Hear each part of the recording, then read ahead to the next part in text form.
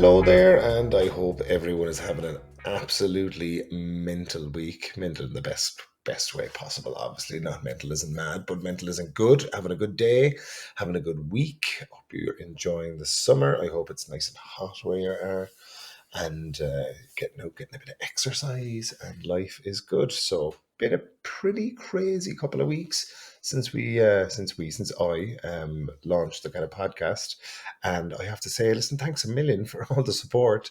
I'm so appreciative for all the kind messages and the DMs, and especially with the content, me taking it on, and the relationship I have with Evan, and how special his relationship is with his daughter. And that really, really meant a lot to me. All of you who reached out, and a man who's been kind of used to a huge part of his career, just like always getting shit on, in some capacity. There's always nice things, but then, it's that thing of never look in the comment section or whatever, because there's always going to be shite there. So, I am so appreciative to the minimization of shite that came my way with the podcast. So I'm like, all right, okay, it's definitely a positive thing, and that's why I wanted to do it. So thank you, thank you, thank you for this love and support. And please continue listening, and I hope you enjoy it. And even if you don't, there's no big deal, no whatsoever. Don't even listen to it. No hassle, man. I still love you. So this week, I have a man by the name of Blaine Halvorson. He is an incredible individual, and I've met him a couple of times in person, and each time he just oozes good vibes and just a great energy, and such a wise, loving, creative dude, and very, very interesting. So I was so delighted. I've been trying to organize this with him for a while, but he's unbelievably busy. If you've heard of this vodka called Meili Vodka, or you follow Jason Mamoa and you see this super cool looking dude in like a leather waistcoat and leather boots, and like super cool handmade sewn jeans standing next to Momoa, and this kind of hat and whatnot, tattoo on his neck. So that is Blaine Halvorson, and that is Jason Mamoa's business partner, and really great and close friend. So we talk a little bit about that, relationships, and his relationship with his kids, and relationships in business. And we talk a little bit about how he found his passion, which is just being a creative individual. And it came for him through fashion, but in particular through licensing. I'm not going to give too much away, but he really got his big break with I don't even know what that is, when he created a dress out of a twister mat for Jenny McCarthy on MTV's Single Out. And from that moment on, this guy has just been away and at the races and firing on everything that he touches. Now, he's had failures, obviously, but he's had a hell of a lot of successes in building businesses. We talk a little bit about that. And we also talk about failure, and we kind of shine a light on failure, and we look at it in such a positive light, because I think that's really important, to stop looking at failure as negative and really change our thinking about that. Because we fail forward, as Coach Kavanagh Sensei says, win or learn. It's very important, because I've always said that people don't know how close they are to success when they fail. So, failure, fail forward. We talk a little bit about that. And then we get into, obviously, his latest venture, which is Meili Vodka, which is an incredible product. And if you haven't had it already or seen it, it's just got such a great buzz around it.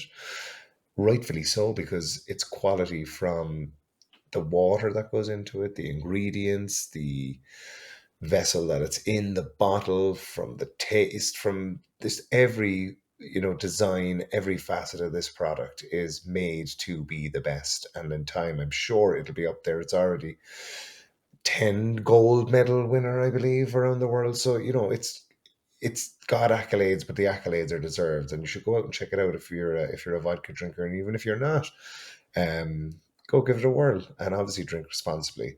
And I'm not sponsored in any way, shape, or form by Melee Vodka. I'm just a friend of the dudes, and they're great dudes, and they deserve support. And not that they need my support. But if it's quality and it's good, I won't bullshit it.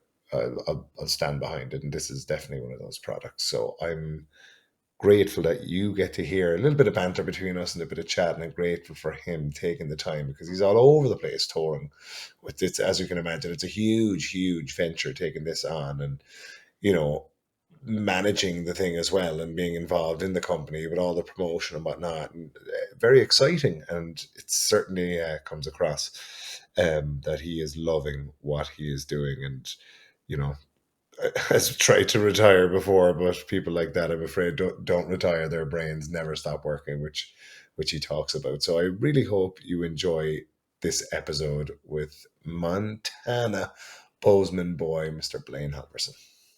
Have you just been on this continuous Phileas Fogg adventure for the past X amount of months? Oh man, yeah. I mean, it's weird because it's like I went a large part of my life. I didn't travel too much. I'd go between here and Montana, and yeah, and then Meili came along, and now I feel like I'm constantly moving. So it's I'm still like adjusting to the fact that It's hard when because you have to like rearrange how you're creative, because you don't get this like continuous span of time to do it. You get these windows, so you have to Little be much pockets, yeah, I even more imagine. efficient than you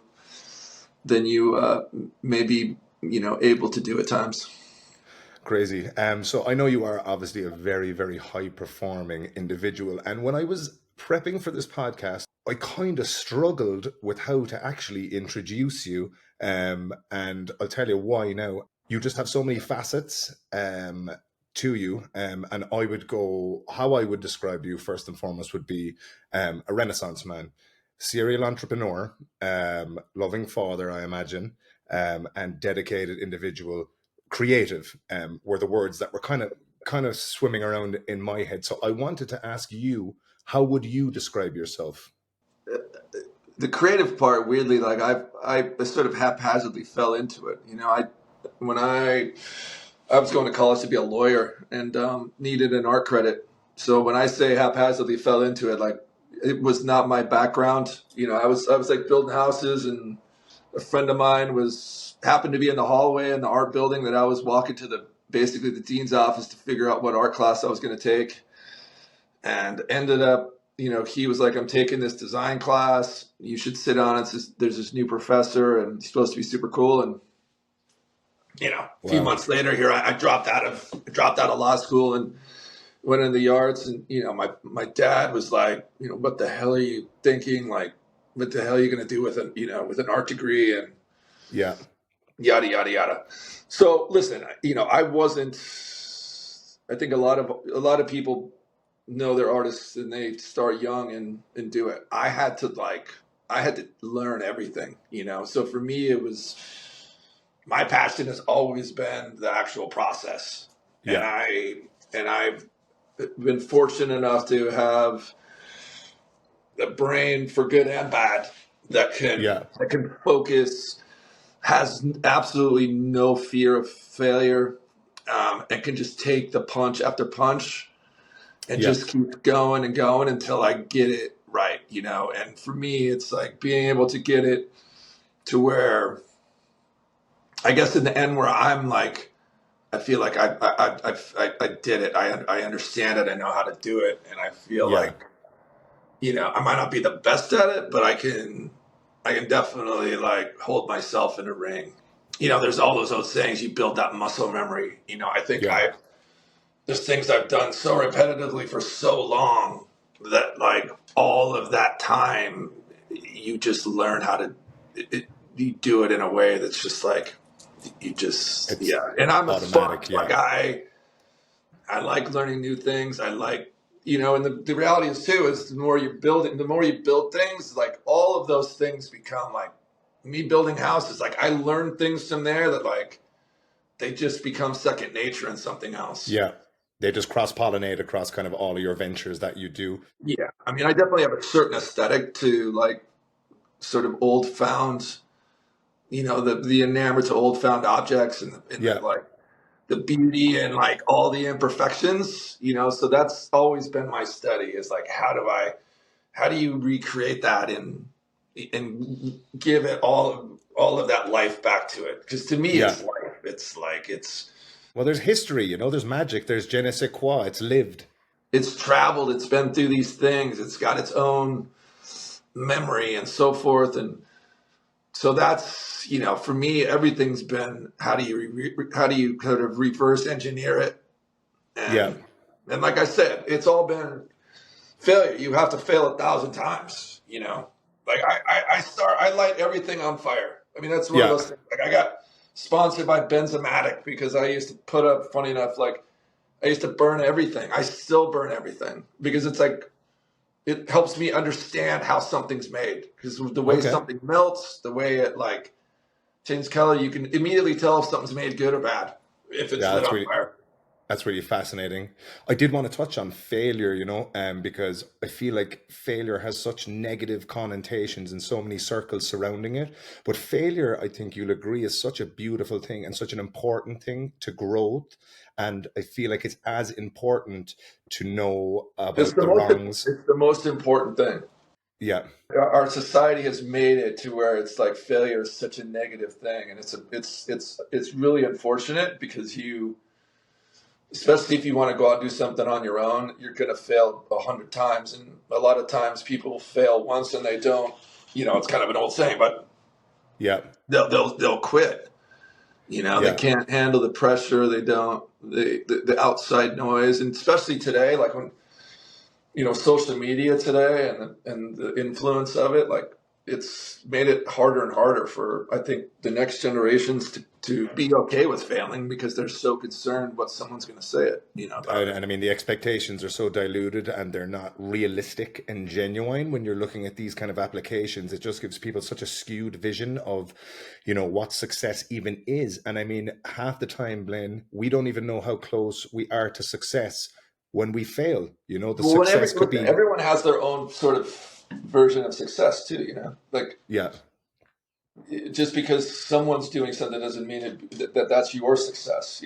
Everyone has yeah, their different things. Like for me, success, like it's gone through different changes, but it's at the end, the success has always been like my own accomplishments, like what makes me the process of building, not the financial or the financial pieces. Like those are all fine, but those are definitely not where the happiness comes from. yeah. It comes from actually doing something that makes you feel that's fulfilling to you, and I think The that's nourishing aspect of it, yeah. that's the key to it. But people chase a lot of things, and it's inevitable, because you don't know what it is yet. No one necessarily. I don't think you necessarily know always like what's going to make you happy today. So you said you were a Bozeman boy, right? Born and bred, I believe, Yeah. Montana native. Uh, What was that like growing up for you? Listen, I love Montana. That there's growing up in what's, I guess, reasonably small town. It was a Yeah, college town, but growing up is you're talking a town of 30, 40,000 people. Yeah, it's just you get that community. You grow up with the same kids. It's like I have friends still that I started in kindergarten and went all the way through. That yeah, are still friends in my life. I lived in a family that really lived kind of off the land for the most part. We grew gardens, we fished, we hunted, we did all those yeah, things because that's what we knew, and so we were very. I spent most of my childhood in the mountains, yeah. and that was a really beautiful thing. I think, I mean, I was on my dad's shoulders not long after I was born, going way back in the mountains, and Oh and wow. so it, that I've never lost my love for the mountains. It's like that's where I go for my peace, and when my brain needs like a time of quiet. There is nowhere else that I've found that I get that. The mountains is the only place, and Montana has always been that kind of home and escape that allows me to sort of reset. Yeah, I can imagine having that sense of familiarity and just that grounding factor when you are, such a high performing individual and you're being dragged in so many different ways. It just must be such an amazing kind of safety blanket to know that you have that always to kind of return to and kind of re-earth yourself. Yeah, I mean, I think that's the best way to put it. It's a great safety blanket. When you need that time, like having that is priceless. I think that's one thing too that like everybody needs. If you're going to be creative, you got to have that escape place that you can go to quiet, because the brain, at least my brain, it never quiets, and that's one place that at least it quiets enough where I can Yeah. listen a little bit. Yeah, so I know you said you weren't necessarily creative, and kind of the turning point for you was that famous kind of, I would say, multi-million-dollar decision of going into that art class, probably the best decision you ever made in your entire life. But I would argue that having the background that you have and being able to live that quite free, like organic life would have a lot more kind of creative elements to it than you would even kind of realize. Listen, the minute I sat in on that class the first day, and I was like, my whole. I mean, it's like one of those that we were just like, holy shit! Like this is what I wanted. That teacher, the way he spoke, all this stuff came together. Yeah, But that's the thing too. It's like you don't know when that's going to come. You know what I mean? You yeah, can't plan it. You don't. Those things can come in any part of your life. Where it's like something said, you see something, you go somewhere, you smell something, where it's like it sparks this thing, and you go on that journey. I've been fortunate enough to be able to like create my own path my whole life. I mean, not my whole life, but my whole adult life. I've been able yeah. to have my own companies and set myself on the journeys that I want to do. And it's that's a beautiful thing, being able to have that freedom. And be able to essentially pull the It strings. comes with complete and utter chaos too, because you are responsible for it all. And it Yeah, isn't the so-called 8 to 5 job. yeah. It comes with a lot more, but it's yours. I totally agree, and I think for a lot of people that kind of do what you do, obviously, and the people that are really successful in what they do, I think there comes a point where you just make this conscious decision to really commit to what you're doing, and really going all in. And there is a lot of sacrifice with that, because it is a very all-consuming thing when you are a creative person. Like you say, your mind never stops. So I imagine the start of your journey was moving to LA, but was there a particular point where you said to yourself, shit, man, this is it. Like, I know that this is what I want to do, and I'm gonna fly, and hopefully fly high. Yeah, I mean, I came to LA, but like, I had someone had like said, "Come here, and we can, all your dreams are going to come true, more or less." And I came here, and I was I think fucking they sent homeless, me the and same pamphlet, actually, I was Blaine. homeless. I became homeless because the dreams didn't come true, Yeah, and honestly, at that point, ego is what kept me here. I was more like embarrassed to go home and say I couldn't make it. yeah, yeah. Um, and that was a very humbling thing, coming from Montana and being thrown into the streets of LA. Like Oh, I that'll bet. humble you. So I think at that point I knew that like this was without question. I sacrificed everything. I lived in the damn streets. Didn't have a car, Yeah, didn't have a home. I was sleeping on people's couches. Like I believed in what I did, and I did, to be honest, I didn't even know what it was yet. To me, it was yeah, an idea, but I believed in that idea enough to stick it out. And listen, the most important thing is too, I think, is you got to be able to live. So meaning you got to be able to like pay the bills. yeah, That to me is where you don't take risk. You yeah, take you have an ability to like feed yourself, have a roof over your head, and then everything else you do, you can fail and take every form of risk.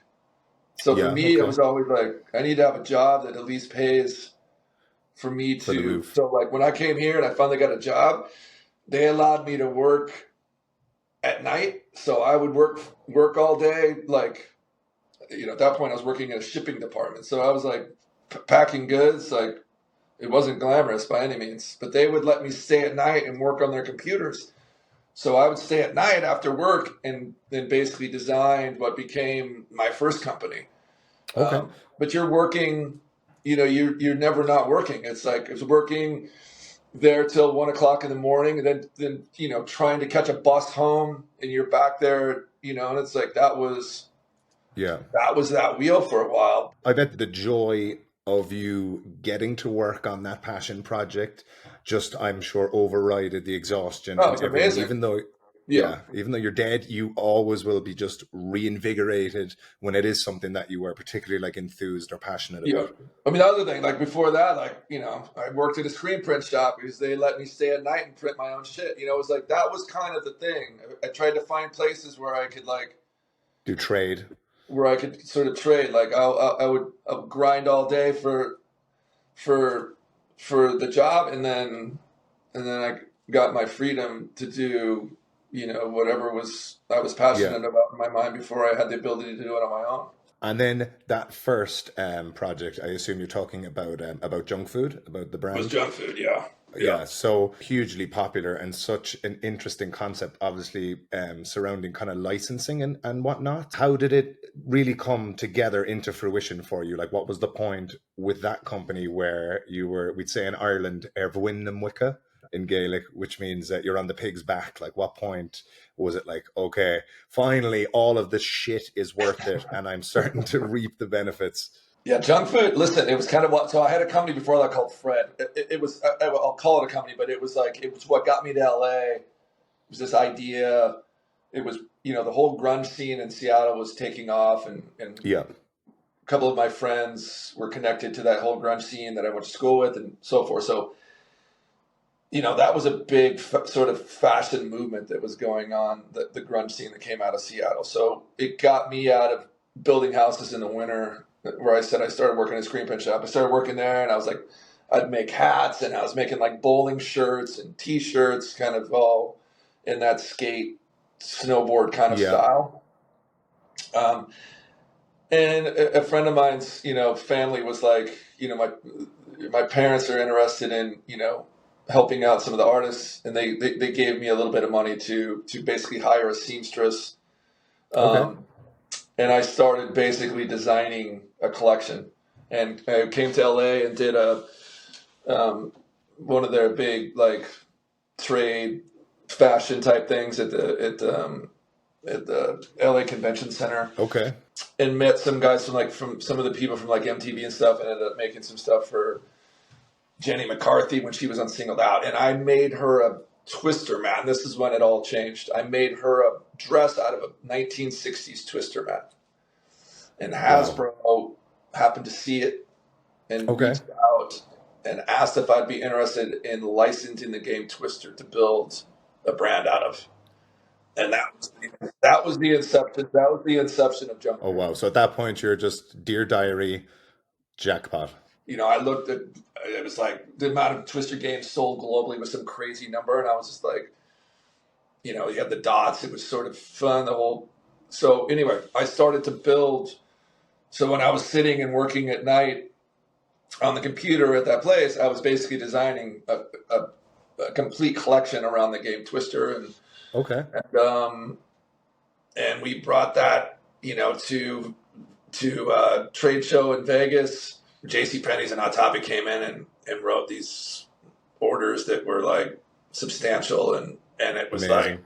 it was fast, and then we just started changing. I mean, we really, the whole conceptual idea was like, in all intents, we created the idea of the vintage T-shirt. I mean, that was our thing. It was like we knitted the fabric. I wanted it to feel like it was your favorite T-shirt that you had had for 20 years. Yeah. This was in the night. Like that stuff that didn't exist at that time. We were Yeah. bringing licensing. Junk food brought licensing to the middle tier. There was Yeah. some licensing that was taking place at the Kmart's and things of the world as we grow up in Sears. We had Star Wars and all those things, but like it hadn't gone to that. The Let's just next call it a level. $30 price point sort of thing, and that's junk food created that world. And when we left, I mean, had to have had the largest license database probably ever put together by a brand from the NFL, NBA, Yeah. Disney. Like we sort of had our hands in all of it, and that one took off like a rocket ship, and we took it public in 2005, and then I left in 2009. My partner and I. Okay. So when you left, obviously you had delusions of grandeur of being retired, I imagine, and riding off into the That was sunset. done. My partner who I built that with, she actually has never gone back. She stayed retired. I had planned. I had a ranch in Montana. I had planned to turn that into an artist sort of compound and retreat. And the idea was I was going to have, I was going to handpick 5 or 6 artists from around the world in different genres, from photography to ceramics. And the idea was to kind of come together at Wow. night and sit and all have dinner and talk about what we're creating, but to create this sort of this space Artistry around. collective. Yeah. And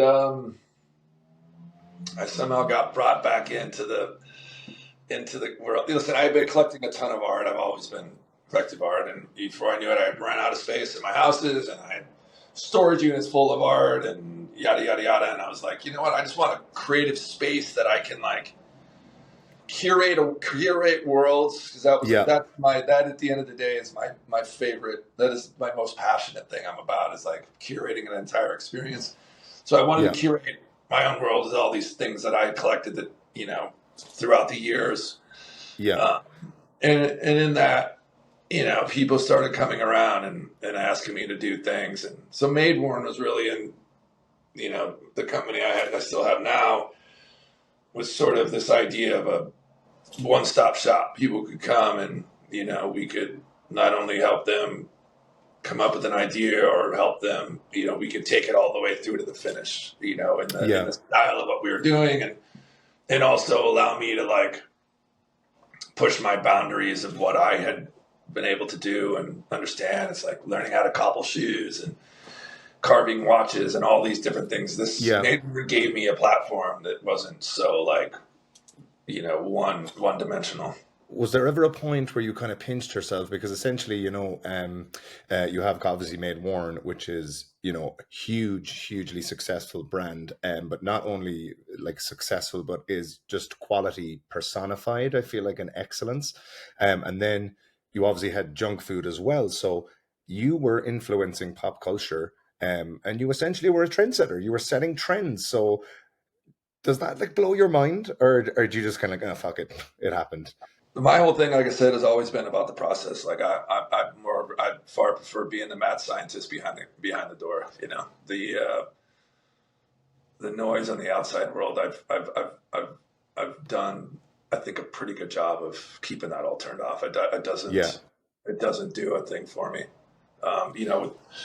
With Meili, I've had to like be out into it a bit more, and that's okay. But it's not where I like to be in the shop, getting my hands dirty and going through the process Yeah, and making sure that what is going out into the world is the best that I can do and continuing every day to try to make it better. yeah. That's been my thing. Like I think a lot of times, especially in companies, you get forced to like, how do we make it faster and cheaper? And I've always been, how do I make it better? I did want to pick your brain. The sweet isn't so sweet without the sour, Blaine. Yeah. And to get to where you're at in life, like I'm sure there have been many, many sacrifices you've had to make. But can you just talk to me about like some of the sacrifices that are kind of prevalent, that you have had to make, obviously, to reach this level of kind of contentment and success? Listen, I think any creative or I'm not going to put it a creative, but I think anybody who's done a lot of things is their creative brain is working, whether it's in business or however you want to look at it. Yeah, So for me, listen, that when your brain never turns off, that also comes with a lot of demons. There's positives and negatives to it. So I've been fortunate enough to sort of to found the creative and making things that keeps my mind busy. yeah, But listen, I can go into what's allowed me to be successful in making a lot of different things is the fact that I can disappear completely into that 100%. yeah, So the outside worlds like could be completely. I can turn it completely off. So for yeah. me, I think that's been the hardest is like even in like relationships and things like that, where like I can when I'm in the mode for in that relationship thing, whatever it is, like Yeah. I can give it everything. Yeah. But then when my brain needs creative, it goes all the way over there, and it's the struggle has always been like how do you like create that balance, and The balance. Yeah. having kids has helped, that changed that substantially, and Yeah. uh, because You're that forced at to least for me change. it changed. Yeah. Not for everybody, but for me it changed me. It got rid of that demon when nothing else could.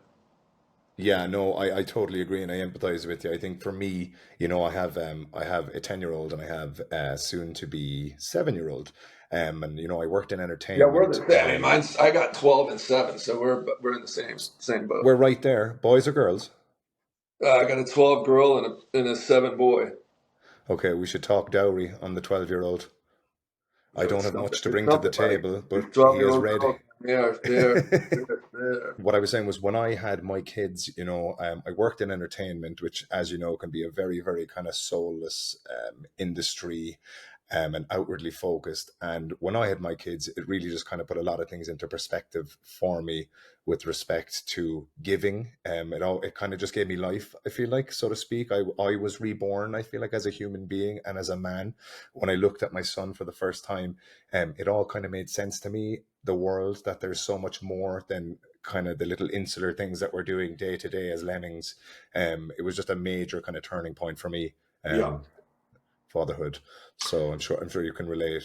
Yeah, I mean, listen, COVID really brought that together for me the most. I mean, Yeah. when the pandemic hit here, we like packed up and moved to Calistoga almost. I mean, within a week we were gone, and so we having that whatever 3 years where we just kind of like went up to the mountains and we're like Hunker down. we're just us and the kids. Yeah. Yeah, I mean, that was the blessing I think that came out of COVID too. Because before that, I was still like, when I had kids, I was still grinding and grinding and grinding. Yeah. And not that I don't grind now, but now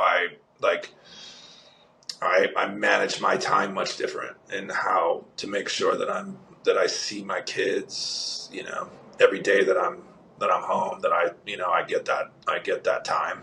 Do you see that level of creativity in them? Do you see kind of little sparks of yourself when you kind of spend time with them, how they move, how they Yeah, operate, you how their see brain different. I kind of mean, listen, works? they take on different things. Yeah. My Yeah. Yeah. daughter's Yeah. like her whole world is art. But her Yeah. mom's also an artist. So my daughter is like she is definitely my son just wants to build stuff and like. But like I said, you don't know like what you know. Yeah. For me, I just want my kids to be kids. I mean Yeah. that was it. Like we moved back here purely for a school. There was a school that we wanted them to go. It's an outdoor school. That's just like, yeah, it's the most insane thing. I'm like, pinch myself every day that they get to go through that and enjoy Incredible. this Yeah. experience. And the fact that this school doesn't exist everywhere in the world is mind boggling to me. But listen, for me, it's like I just want to like keep my kids young as long as they can stay young Yeah. and And they keep you young. sheltered from as much of the fucking horrible shit that our Well, kids are being. this is it. I was having a conversation with a buddy of mine, and I'm 40 since March, right? So, you know, it's funny to hear you say, "I just want my kids to be kids," like, which is something that shouldn't be a tall ask or a tall order for kids to be allowed to be kids. Yeah, But man. what we live in, is just lunacy and madness, and when I was growing up, I'm sure like you saw the inception of the cell phone, the internet. And when I was 15 years old, man, all I was doing was changing a cover on a Nokia phone and playing Snake. Yeah, Like that was the extent of technology. You had to ring a landline to get a hold of people. yeah, And, you yeah. had Like to ask when for you them. were gone, you were gone. Like That's it. you Like didn't have you would that. You go didn't have outside. this like instant access. That's just like in Yeah, all you of would the leave. information and all these like. There's immediacy. Everything is instant Yeah. and immediate. And, like when I was younger, you would leave when the sun came up, and your mother would say, "Come back before before the Yeah. street lights are on." And I that's mean, it. You'd be, I got my first motorcycle when I was 6, and it was like, I lived out in the country. Like, I'd take off on my motorcycle. Like, they didn't worry about where I was. They were like, if I wreck or something, one of the neighbors will find me on the road. yeah, You know what I mean? It wasn't like you didn't even think about that shit. And like, no, not at we were so all. much tough. We were so much tougher. Yeah, And that was part of the thing with coming to school. Like, my kids are tough now. Not in a yeah, bad way. Like they like they're they're mentally tough for yeah. themselves. And I mean, which is arguably the most that important to thing, me is Blaine. the biggest fear is our poor kids, man. They don't know how to do anything now. Yeah, and the mental fragility and the pressures of, social media. It really is devastating. I I mean, mean, it's I'm ruining. substantially older than you, so like me growing up's like it's a totally different time period too. I mean, back then, like shit, 7-year-old kids are like staying home by themselves. Now it's like Yeah, your damn 14-year-old ain't staying home by them. It's like it's just such a different world. yeah. It's very strange that how uncapable our societies sort of let our children become. I think it's Yeah, our kids. They're such beautiful beings in their minds. They have so much ability, and I feel like this phones, social media have taken so much of that life away yeah. from them. These little apparatuses they run around with, they suck them in pretty good. And your kids are very lucky, Blaine, to have, somebody, a leader, like in the family that is a strong individual. I would, like myself, I don't believe in cell phones. I don't believe in this YouTube thing. I'm starkly against it. And it's just fantastic to see another dad and another father of the same ilk and kind of putting their foot down and not just being a pussy about it and not taking the responsibility of, I won't say entertaining your children, but providing things that stimulate them outside of a fucking device. Yeah, I mean, listen, if all goes well, like, and I get through these next companies, like this little apparatus we're talking on right now is going in the trash, and like I won't have another one. You know, Okay. I mean, I've I'll been be fortunate enough now where like I have dwindled my phone now down to where I think there's like 19 people that my phone will ring for. oh hell yeah. Hell yeah. I It's was just like, like so that's the other everybody thing too. say It's like goodbye to Blaine Halvorson. This is the how last does you'll be how seeing does of him. the world think people get things done if you're constantly on this fucking thing? You know what I mean? It's like I know. everyone's like, "Where are you? What are you?" It's like, fuck. Like I don't know how anybody would get shit done. So like Yeah. I have to just disappear. I mean, I have a Yeah. hundred. You're gonna this will sum it up.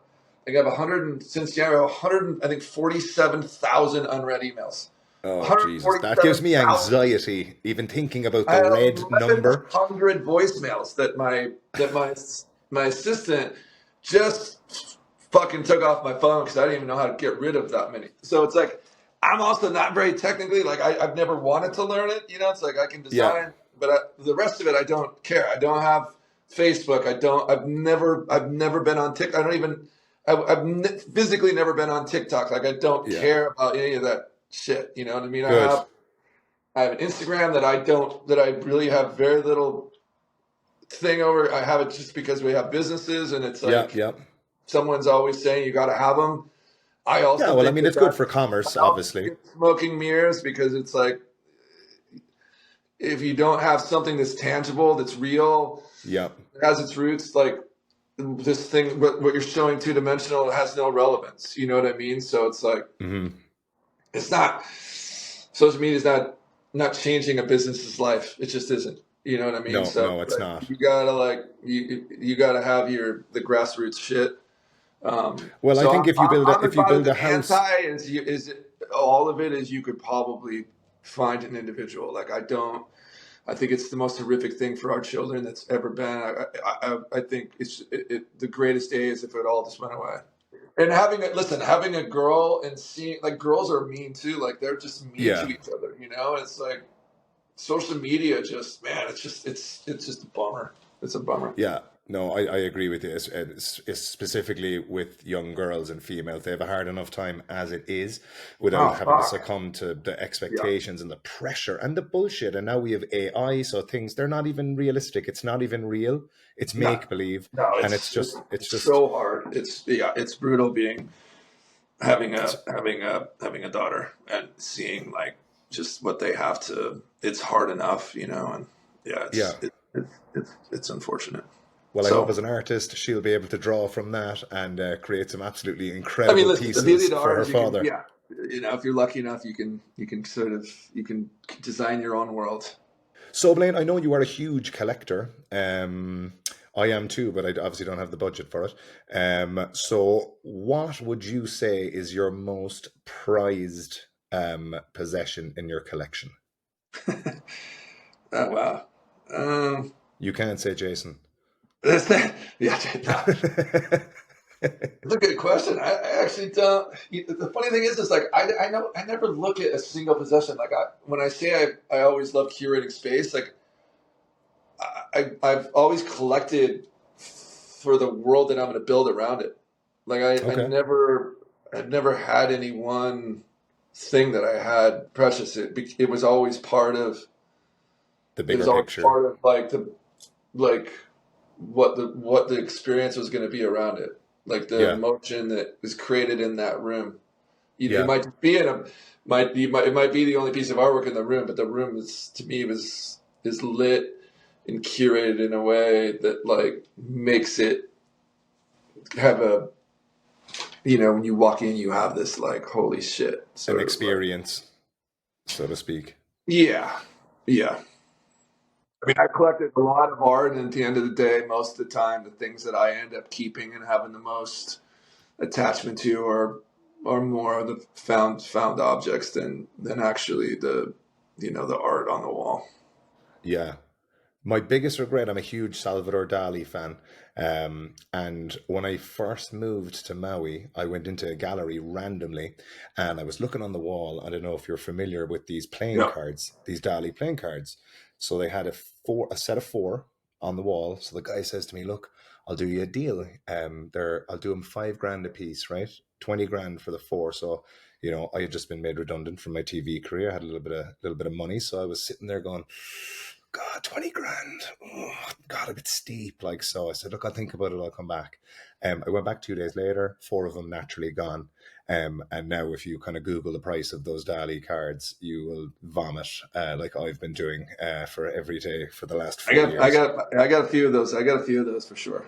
I had a original Basquiat Oh, um, that I parted with at some point for whatever reason, and I watched what happened with that one. I had a friend now, just it's a similar story, right? He shall name nameless, but he had a DB5 old school Bond. And when he got married, he may have been badgered into selling the car and was very, very upset about it, as you can imagine, watching somebody else driving your DB5 Oh around yeah, Ireland. oh yeah, yeah, Oh, God. yeah.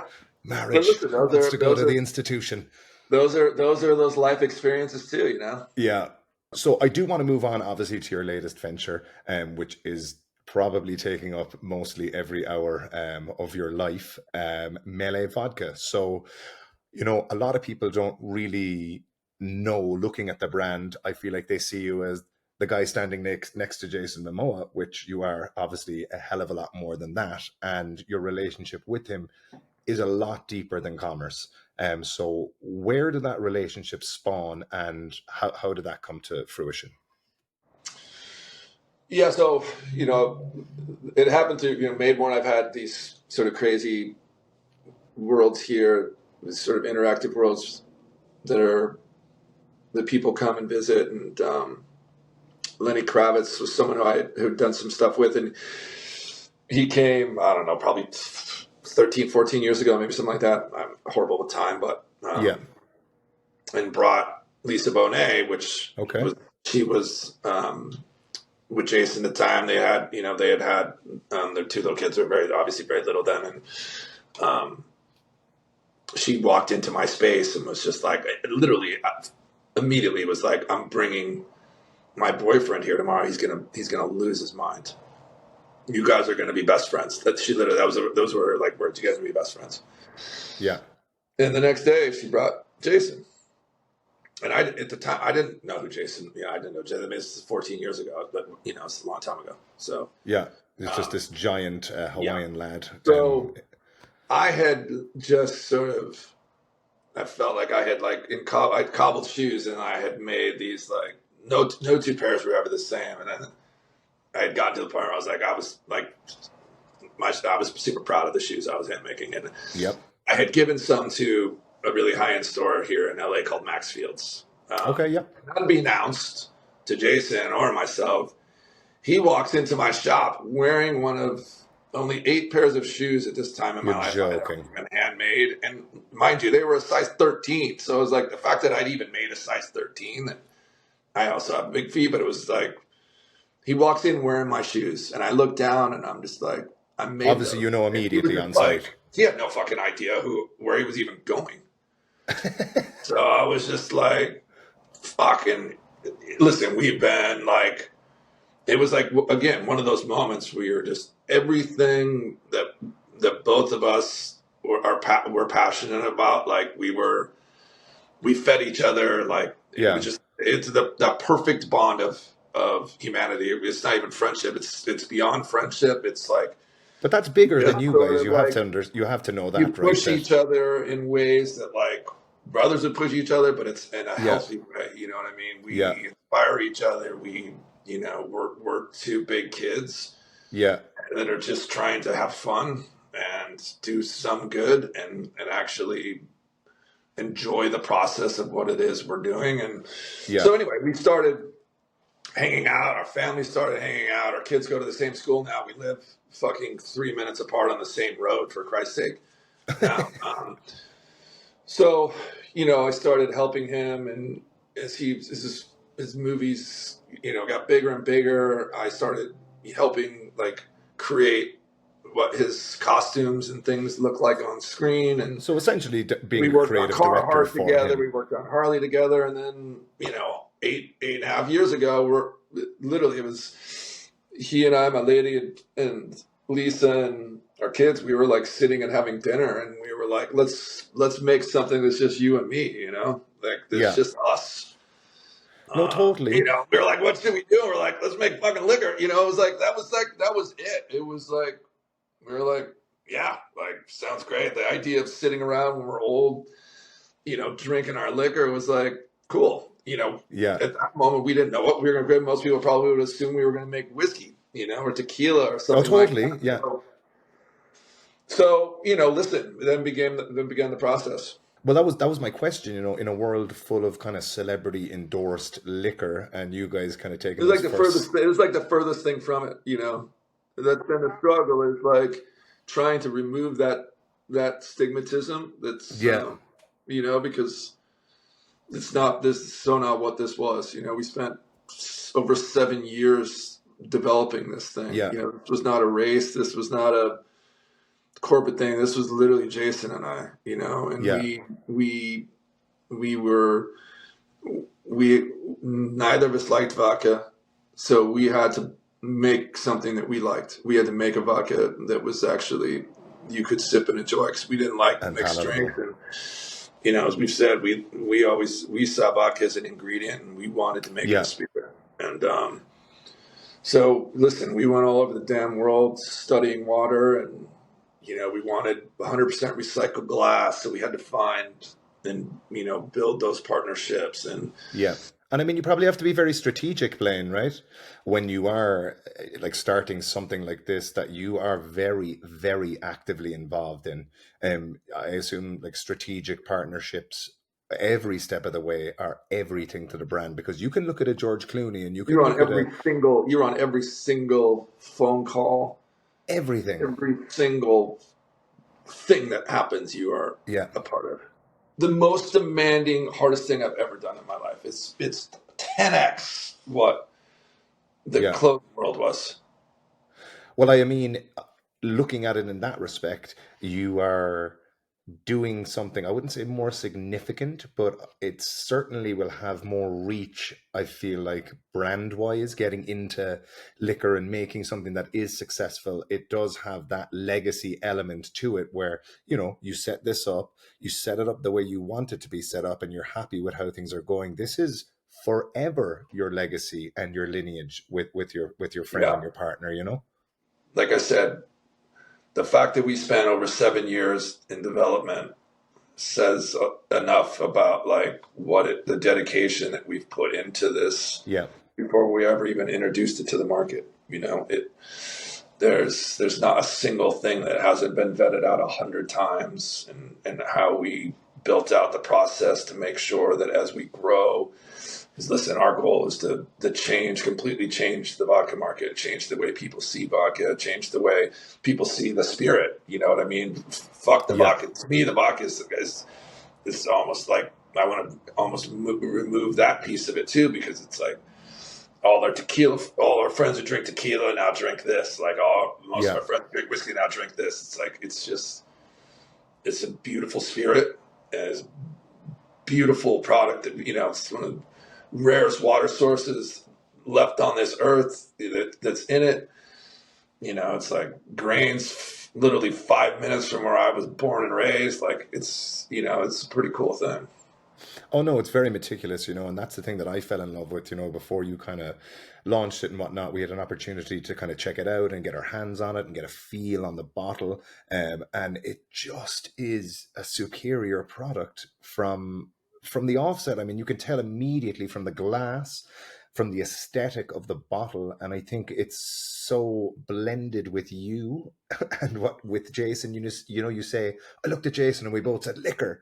And I'm thinking to myself, of course they did. Like, of course they did. I look at you guys, I'm like, fucking, of course they did. Like, those are the guys I can see making liquor. I can't see Ryan Reynolds making gin, dude, and giving a shit about it, other than slapping his name on it. Like, but I genuinely can see you two. And when I saw you together, it's cosmic. Like, if it makes sense, it's almost fate that you guys crossed paths Yeah. with each other. Because looking at you, Well, that's the best. Listen, he and I together, we are at our best. Like, yeah, like it's like you said, it is like everybody sees it. Like that's, the outside world, it doesn't see us together. It's like, sure, you see two people, like you said, I'm just a guy standing next to Jason. But like yeah, the reality is, it's like, that's not what this relationship is. yeah, It's a totally. very like, rarely, I've never had it at any other time in my life where you have this unspoken trust in one another. I mean, it is like that idea of like what's his, like we share everything. You know what I Yeah. mean? And it's like those are hard to find. That where you have that balance.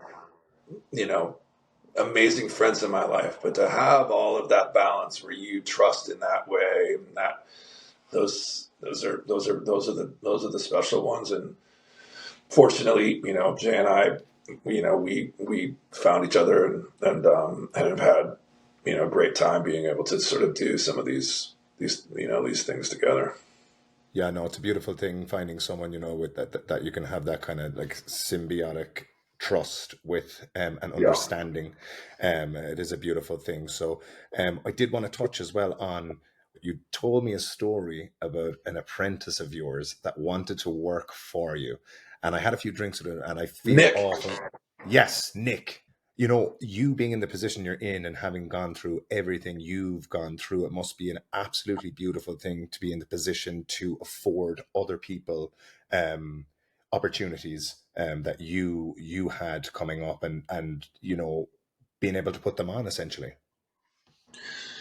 Yeah, I mean, listen, I've always, for me, I've always had a very small, like, call it a tribe, whatever you want. Like, I've always looked at it as like, when my companies, we all, for years, we'd go to dinner, the whole team. That's, my little group. We had dinner together every night. It's not like it's like a mob, but it's like that idea of like, it is family.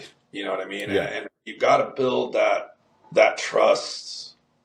For me, I had to always have that trust and that time with, the guys and the the women and stuff that worked in our in it made more an adjunct food that like you kind of you all live and breathe, and and the idea of the dinner together was like I always liked it because it was a nice equaling balance. It was there was no it was all filters off. Yeah, You, yeah, you, it was you were then friends and people could speak there. I really wanted that open line of communication always. yeah. Where everybody could speak where they felt, and I wasn't the boss. You know what I mean? Or there was No, no absolutely. hierarchy. None of my in my and always in my places like I don't like name tags like where you give somebody like to me it's like everyone has their place, and if one of those wheels fall off, like someone's we all have to do it. We all have to help, and for Yeah, me it's like I'm the first. I'll always do the worst of all the jobs. For me it's like you always have to be there. You have to work harder, yeah. otherwise, like you get lost. Some of my guys, my longest employees, been with me since 1998. Oh um, wow, I it's a have one. considerable time. So I got one that's 17 years. I got one that's 12 years. Everybody's been a long time, and you learn everybody's sort of goods and bads.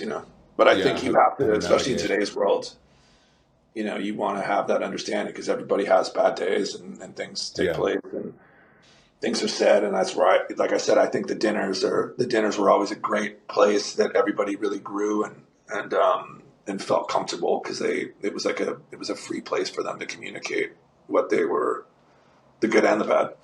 yeah. No, that is one thing that kind of stuck with me when we did get to have a conversation in Oahu. I was kind of asking you about business and whatnot, and you did mention to me about the dinners, and one thing that stuck with me was that you said everybody deserves to be at the table, and if they are at the table, they deserve to have a voice, and you need to listen to that voice, and that just really kind of struck a chord with me when you were explaining it, and something I hope that I've always Listen, tried to nobody can do impart. it. You cannot. No, nobody can do it on their own. So you have to build that team that believes in what you're doing, and you have to Yeah, believe in what they're doing, um, or it's just not. Nobody's going to enjoy it. we call it you're pissing against the wind, Blaine. In Ireland is the technical term for it. Yeah. So come here, what is next for you? Life and family, more family, more. I just got my first beehive today, so like it's something I've wanted forever, and I'm so excited to like. Wait, did you say a beehive, like as in Yeah, honey? like I've I been am obsessed with so becoming a jealous. beekeeper my whole life, and I I am finally got a hive so today, jealous. You have no idea. and be able to like share that experience with my kids. Like I just think it's gonna be cool. I know it sounds simple, but like I just want to go and like sit with my kids at the hive and watch the bees dance, and like they're such an incredible creature. Oh So yeah, like, I want to spend more time with my kids and my bees. awesome. So yeah. I mean, listen, I'm not getting any younger, and I've been fortunate enough to accomplish a lot, and I've I gotten to would a say, point yeah. now where like Jesus. I don't I don't I don't I don't feel like I have that. Like I gotta do more. I gotta do this other thing. It's like for Yeah, me, yeah, like I want to actually enjoy my family a bit more, and hopefully it's that down the road because right now I'm running two companies, so it's the yeah, furthest goddamn thing. So it's a little, but anyway, I try to get my wins when I can, and so the bees were a win because it's something that also will get me to go home, and I think it's healthy to have that yeah, that separation. Business. I mean, listen, Meili's. We just launched it last January, so a little over like almost a year and a half ago. yeah, Um, it's obviously getting that to where people know it. It takes time yeah. um, to build that what I call muscle memory, and that where people even know what it is. Yeah. Is there a point for you though where you yourself and Jay kind of conceivably go, okay, now we can take the foot off the gas? with the brand? Have you No, kind of discussed that? It's just there's hell no for leather taking the right now. there's no taking the foot. I don't think you can. No, Yeah. I couldn't. If I take the foot off the gas, I would just leave. Yeah, I You, don't. I, I don't. I'm not. anxiety I don't levels through the have roof, I that. imagine. I don't have that gene, and I don't Yeah. even mean I just don't have. I don't have it. I have to Yeah. be. I have to be in it, Yeah. or I'm just not. No, I I feel don't yeah. have that. Yeah, Like I understand. I'm gonna do this 50% now. Like I don't. It Yeah. doesn't do anything for me. I mean, No. that's what it takes to be the best, you know? That is the attitude and drive that you need, and that's why not everybody can succeed and be in the position that you're in. And that's what shaped You have you to, yeah, into you the have to human make a you lot of are. sacrifices. Like Yeah. there's no doubt about it. I've had to having two companies now. There are many sacrifices I've had to make in my life now. You know, for that. When are we going to get Melee in Ireland? So when I posted a picture, this is going back probably a year before it was launched. The amount of publicans and friends I have in Ireland that have badgered me now aggressively for 2 years to get this to Ireland, man, and I have no answer. It's coming, man. We just finished. Yeah, we just finished a 7 mile. We're like we'll be in like six more countries come. I don't know, August around there, London and all that. So it's Okay. coming. And I mean, you are being very coy. The brand Melee, you guys are collecting nearly more gold medals than Michael Phelps. To be honest with you, I was even It's a thinking you should goal. do a commercial. We're taking him down. You should do a commercial with Jay as Aquaman Look at swimming against Phelpsy with medals have gold been medal yeah, for the gold medals have medal. been crazy. Yeah. But, And then before I let you go, man, I do have to clear up something that I know the Irish people, um, a vicious rumor about Jason. I know Irish people, it's owed to them to get an answer to this, you know. I did hear a vicious rumor that Jason Mamoa drinks Guinness from a can, not even a can from Ireland, outside of the country. Can you confirm or deny this vicious rumor? that Jason drinks Guinness from a can. Yes, it's hurting me even to hear you repeat it, Blaine. I have to think if he always drinks it draft. We would be very, very disappointed if he drank it out of a can, because that's a no, a Well, faux that's what pas. I'm saying. I hadn't thought about it, but I'm like, no, because when we go places, no, if it's not draft, he doesn't drink it. I mean, I'm Okay. not saying he has, I just like, I don't pay that much attention to be honest. Like when All he's, right. I guess we'll keep on buying but Melee I, and watching the movies from then what in that respect. I know that it's typically because he has it on draft at his house. He's got a Seriously? Guinness tap at his house. Yeah. Oh man. You know you've made it when. Well, I hope the kegs he's getting are coming from Ireland and not the West Indies. He's getting the good stuff. Yeah, no, I'm pretty sure I, he's getting I'm pretty sure he's getting the good stuff. I mean, listen, I imagine, yeah. I'm sure he has. I doubt there's many, not to put any, but I doubt there's many people on this planet more passionate about Guinness than Jason. He has been, listen, we obviously have Meili, but listen, he has loved Guinness I mean, not his whole life, but Yeah. since he's been drinking that. Guinness is his. Meili's his Well, first love. Guinness is yeah. his second love, and it's two different things. Oh, Listen, totally. if he drank Meili all day, he'd be dead. So He'd be it's in like trouble. you know what I mean. You can't be drinking hard alcohol like that. So he sips Meili, and Guinness is a little easier. You can have you can drink that Oh a well, little bit easier. there's a sandwich in every Guinness, we like to say. So you're getting fed and watered at the same time. Yeah, Um, he likes doing the Guinness chaser. That's his favorite thing. oh, Yeah. nice, nice. You should introduce him to a pickleback with a. If you ever heard of that, Yeah, with I know the the pickleback. Yeah, yeah, with the a Guinness chaser, you'll be right as rain. I'll put hairs in your chest, Blaine. the Um, Dickles pickles. well, listen, it's been absolutely immense chatting with you. Again, I really appreciate your time. I think you're doing fantastic things. I don't really know you, but I can safely say that I am very, very proud of you as a human being and what you're doing. And God bless to you, your business, and your family, my friend. Thank you, my friend. I appreciate it. Yeah.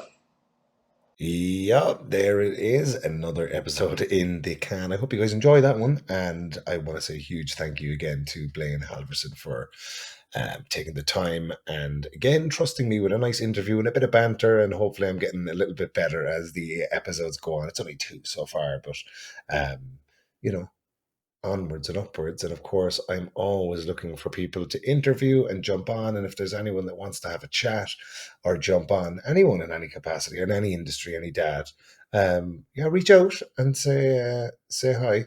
I have been kind of reaching out to people to jump on and take the time, and I do have a couple of people lined up who are great. I feel like, and who will have a really really good story, which is the most important thing to me. It's just having a bit of banter. And if one person gets a little bit of enjoyment out of this, then so be it. That's the most important thing. But again, if you want to follow Blaine, you can jump on his Instagram, Blaine Halvorson, and you can follow Meili Vodka on there. You can go and check it out, meileivodka.com. Also, you can check out his super, super cool custom high end pieces fashion on madeworn.com. Really, really vintage, unique pieces. You know, dress it up. A lot of cool stuff you can do over there. So, yeah, thank you so much again for all the love and support. That's pretty much it. Giddy up. Thanks a million.